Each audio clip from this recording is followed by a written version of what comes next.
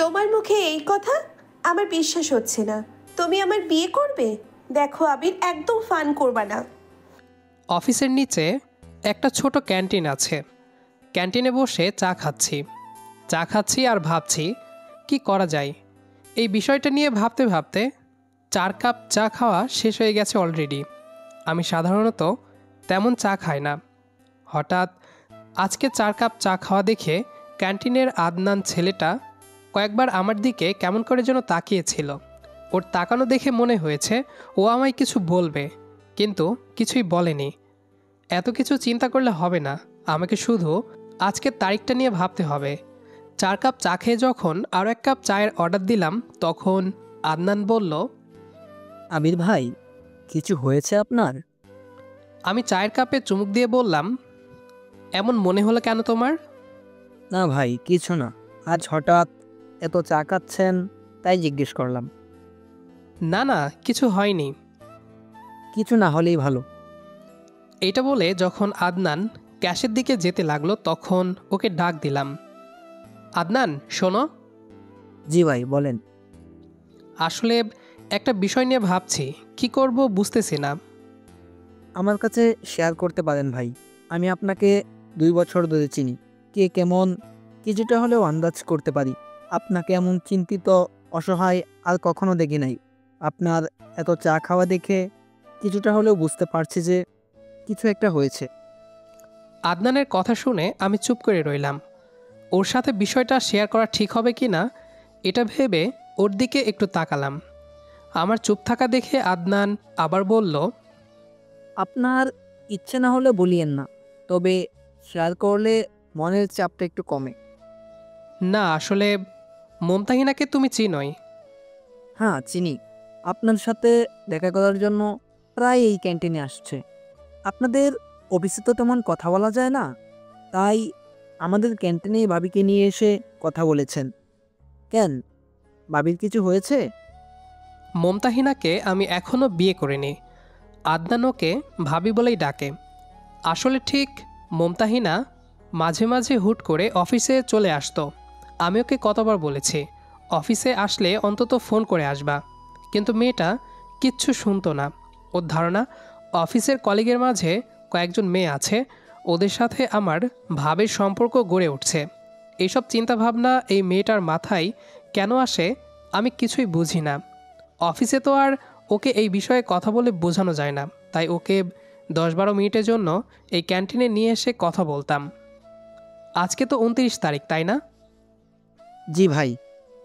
তোমার ভাবি আমাকে মাঝে মাঝে বিয়ের ব্যাপারে চাপ দেয়। আসলে ভাই, ভাবি আপনাকে অনেক ভালোবাসে। একটা কথা বলি, ভাবি আপনাকে অন্য কারোর সাথে শেয়ার করতে চায় না। আপনাকে যদি হারিয়ে ফেলে এটা নিয়ে টেনশন করে। আসলে ভাই, শরমের কথা, কি কমু, কিছু মনে করিয়েন না।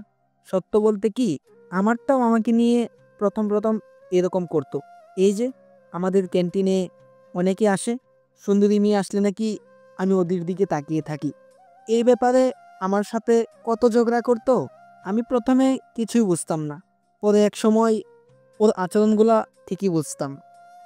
আদনানের কথা শুনে কেমন একটা চিন্তা আসলো আমার মাথায়। আদনান আবার বলল, মেয়েরা কি বলতে চায় বা কি প্রকাশ করতে চায়, অনেক সময় তা সঠিকভাবে বলে না বা কাউকে বুঝতে দেয় না। ওদের মধ্যে একটা ইনসিকিউরিটি ভাব বিরাজ করে, আর ইনসিকিউরিটি চিন্তাভাবনাগুলা অপর প্রান্তের মানুষটাকে নিজে থেকে বুঝে নিতে হয়। এত কিছু বুঝো কিভাবে? ভাই, 5 বছরের প্রেম আমাদের। আমরা তেমন শিক্ষিত না, 8ম শ্রেণী পর্যন্ত পড়েছি। তাতে কি হয়েছে, কিছুটা হলেও বুঝি। 5 বছরের প্রেম নিয়ে এত কিছু বুঝে। আর মারিয়া আমার দুঃসম্পর্কে চাচাতো বোন, ধরতে গেলে ছোট থেকেই পরিচিত। কিন্তু পাকাপাকিভাবে আমাদের সেই কলেজ থেকে ভালোবাসার সম্পর্ক। তারপর একই সাথে কলেজে ভার্সিটি অধ্যায় পার করে আসলাম। এখনও কিছুই বুঝলাম না। এত বেশি বলদ আমি। না, এখন থেকে আমাকে বুঝতে হবে। পকেট থেকে ম্যানিব্যাগ বের করে 100 টাকার নোট বের করে আদনানের হাতে দিয়ে বললাম, এটা রাখো। এইটা বলে ডিরেক্ট ওপরে 3তলায় অফিসে এসে সাফায়েত ভাই থেকে ছুটি নিয়ে নিলাম। এমডি স্যারকে বললে জানি ছুটি দিবে না, সাফেদ ভাইকে বললাম, ভাই আমার কাজগুলো আপনি দেখিয়েন, একটা কাজ আছে, আমাকে একটু যেতে হবে। ঘড়িতে দুপুর 3টা। আমি নিচে নেমে এসে একটা রিকশায় উঠে মারিয়াকে ফোন দিলাম। এই, তোমার ফোন ধরতে এত সময় লাগে? কই তুমি? বাসায়। হঠাৎ এই প্রশ্ন কেন? কি করো? ঘুমানোর চেষ্টা করি। কিছু বলবে? কিছু কি হয়েছে? ঘুমাতে হবে না, একটা শাড়ি পরে আগ্রাবাদের এদিকে আসো, আমি অ্যাড্রেস পাঠিয়ে দিচ্ছি। আসার সময় চাচিকে সালাম করে এসো। আরে আরে, একবারে সব কি বলে যাচ্ছ? কি সব উল্টোপাল্টা কথা বলতেছো? তুমি না অফিসে? আর শাড়ি পরবো কেন? মাকেই বা সালাম করে কেন বের হব? আগ্রাবাদের দিকেই বা যাবো কেন? কিছুই তো বুঝতে পারছি না আমি। কারণ শাড়ি পরে বিয়ে করলে অন্যরকম অনুভূতি তৈরি হয়, আর এসব কাজের জন্য মুরব্বীদের দোয়া অনেক প্রয়োজন। আমি বাসার দিকে যাচ্ছি, পাঞ্জাবি পরে আসতেছি, তুমিও দ্রুত তৈরি হয়ে এসো। কি কি বলো এসব? তুমি আবিরই তো, নাকি ফোন চুরি হয়েছে? আমার বিশ্বাস হচ্ছে না। তুমি সজ্ঞানে এসব কথা বলছো তো? কে বলছে এসব কথা? নাকি প্র্যাঙ্ক করছো? আমি সিরিয়াস এবং সম্পূর্ণ সুস্থ, মজা নিও না। ওঠো, রেডি হও, তাড়াহুড়া করবে না, সুন্দর করে রেডি হয়ে 1 ঘন্টার ভিতরে আস্তে ধীরে এসো। আমি যখন ওকে বিয়ের কথা বললাম, ও বিশ্বাস করেনি। একদম ওপরের ওই কথাটাই আমাকে বলল, ফান করছি কি না। আমি আর কিছু না বলে ফোনটা রেখে দিলাম। এমনি আমাকে বিয়ের ব্যাপারে প্রচুর চাপ দেয়। আমি তো এটা বুঝিনি ও কেন আমাকে চাপ দেয়। আসলে ও হয়তো ভাবতো আমি অফিসের কলিগদের মেয়েগুলোর সাথে প্রেম করি। এসব চিন্তাভাবনা একদম মনে প্রবেশ করতে দেওয়া একদম ঠিক না। এতে সম্পর্কে কিছুটা ব্যাঘাত ঘটে। কিন্তু যার মনে ভালোবাসার তীব্রতা প্রচুর পরিমাণে হয়, তখন তার কাছে মানুষটাকে নিয়ে নানা রকম চিন্তাভাবনা শুরু হয়। তার উপর যেহেতু একটা আত্মীয়তার সম্পর্ক আছে, তাই আরও বেশি বেশি বদচিন্তা ওর মাথায় ঘুরপাক খায়, যেটা আমি বুঝতামই না। আর এইসব চিন্তাভাবনাগুলা অটোমেটিক মনের দরজায় প্রবেশ করে। পাঞ্জাবি পরে আগ্রাবাদের মোড়ের টি স্টলের ছোট্ট দোকানটাই ওর জন্য অপেক্ষা করছে। আগ্রাবাদের থেকে খুব একটা দূর না ওর বাসা, আসতে বেশি সময় লাগার কথা নয়। আমি নিশ্চিত সাজতে সময় লাগাচ্ছে। মেয়েদের এই একটা অভ্যাস, সাজতে সাজতে কোনো বোরিং ফিলই করে না। এটা মানাবে নাকি ওটাতে মানাবে, এগুলো ভাবতে ভাবতে অনেক সময় নষ্ট করে ফেলে। আর মেকআপের কথা তো বাদই দিলাম, কিছু বুঝলাম না। জাস্ট শাড়ি পরবে আর চুলগুলো আঁচড়াবে, ঠোঁটে হালকা গোলাপি লিপস্টিক দিয়ে কাঁধে ব্যাগ ঝুলিয়ে বের হয়ে আসবে। এত সাজার কি আছে ভাই? 1.5 ঘন্টা হয়ে গেছে। অবশ্য আমি আসছি 45 মিনিটের মতো হয়ে গেছে, আরও কত সময় লাগবে কে জানে। কয়েকবার ফোন করলাম। কই তুমি? এত সময় লাগে? টি স্টলে কখন থেকে বসে আছি, আর কত সময় লাগবে তোমার আসতে? এত সাজতে হবে না। ও বলে, এই তো আসতেছি, আর একটু অপেক্ষা করো। এই আসতেছি মানে মেয়েদের কথা বুঝতে হবে, আরও অপেক্ষা করতে হবে বাছাধন। এত সহজে এদের আসার সময় হয় না। আসতেছি বললেও আধা ঘন্টা সময় চলে যাবে। এই যে সাহেব, ওদিক ফিরে কাকে দেখছেন? কাঁধে হাতের ছোঁয়া পেলাম। পিছন ফিরে দেখি মারিয়া আমার পিছনে দাঁড়িয়ে আছে, মুচকি মুচকি হাসছে। আমি দাঁড়িয়ে বললাম, কাকে দেখবো আবার, বোকা মেয়ে। চলো চলো, তাড়াতাড়ি চলো, দেরি হয়ে যাচ্ছে। এটা বলে রিকশা দাঁড় করালাম। রিকশায় উঠে কাজী অফিসের দিকে রওনা দিলাম। খানিকটা চুপ করে থেকে বলল, আমাকে একটু চিমটি কাটো তো, আমি মনে হয় স্বপ্ন দেখছি। কেন? আমার না বিশ্বাস হচ্ছে না, মনে হচ্ছে স্বপ্ন দেখতেছি। তুমি কি সত্যিই আবির? আমি চুপ করে ওর দিকে তাকিয়ে থেকে ওর বাম হাতের আঙ্গুলগুলো আমার হাতের আঙ্গুল দিয়ে মুষ্টিময় করে ধরলাম। ও তেমন একটা সাজগোজ করেনি, আমি যা যা অনুমান করেছি সেই রকমই সেজেছে। ঠোঁটে হালকা লিপস্টিক আর হালকা মেকআপ, কাজল দেয়নি। ঠোঁট দুটো কেমন ছলছল করছে। মারেকে দেখলে ছোট থেকেই ওর প্রতি একটা ভালো লাগা কাজ করে।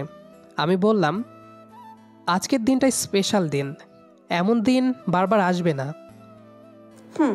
শোনো, প্রত্যেক বিবাহ বার্ষিকীতে আমি তোমার কাছ থেকে স্পেশাল কিছু চাই। আমি শুধু হাসলাম, বললাম, শোনো, এটা এমন একটা স্পেশাল দিন চাইলেও প্রতি বছর পাওয়া যায় না। মানে কি? কিছু না। কাজী অফিসের সামনে চলে এসেছে। রিক্সা ভাড়া দিয়েই ভেতরে ঢুকে কাজীর সাথে কথা বলে বিয়েটা করে ফেললাম। কেমন একটা অনুভূতি তৈরি হলো। জীবনের বাকি সময়ের জন্য মারিয়াকে আমার করে পেয়ে গেছি। মনে হচ্ছে আমার জীবনে আরেকটা অংশ মারিয়া। দুটো জীবন আলাদা আলাদা নিঃশ্বাস নেবে, তবে এখন মনে হচ্ছে দুজনের প্রাণ একটা। খাতায় সিগনেচার করার পর ও আমায় সালাম করলো। আমার কেমন একটা অনুভূতি তৈরি হলো, শুধু আমিই জানি। কাজী সাহেব বলল, এই দিনটা বিয়ের জন্য বেছে নিলেন কেন? মুনতাহিনা আমার দিকে তাকিয়ে থেকে তারপর কাজী সাহেবকে বলল, এই দিনটায় কি প্রবলেম? না, তারিখটার জন্য আর কি। কাজী সাহেব আর কিছু বলল না। মারিয়া কিছুই বুঝলো না। আমরা আর কিছু না বলে চলে আসলাম। আজ ফেব্রুয়ারির 29 তারিখ। সাধারণত ফেব্রুয়ারির এই 29 তারিখটা প্রতি বছর আসে না। আমি আজকে মনে করেছিলাম মার্চের 1 তারিখ। সকালে যখন অফিসে কাজ করার সময় ফাইলে স্বাক্ষর করে নিশু ভাইয়ের ডেস্কে পাঠালাম, একটু পর নিশু ভাই এসে বলল, কি খবর ভাবির? দুনিয়ার খবর রাখো না মিয়া? কেন নিশু ভাই, কি হয়েছে? আওয়ামী লীগ আর বিএনপির মধ্যে নতুন কিছু হয়েছে? কি বলো তুমি? এগুলো ছাড়া কি আর খবর নেই? আজকের তারিখই তো তুমি জানো না দেখি। আজ ফেব্রুয়ারি মাসের 29 তারিখ। এই তারিখটা বারবার আসে না। কি হলো? এই যে আমার জামাইটা, এইখানে কি এখন দাঁড়িয়ে থাকবো নাকি কোথাও যাব? মারিয়ার কথায় একটু বাস্তবে ফিরলাম। আমার হাত ওর দু হাত দিয়ে আঁকড়ে ধরে রাখছে। ওর দিকে তাকিয়ে থেকে একটু ভাবলাম কি করা যায়। একটা রিক্সা নিলাম। ভাবলাম আগে রেস্টুরেন্টে গিয়ে কিছু খাওয়া যাক।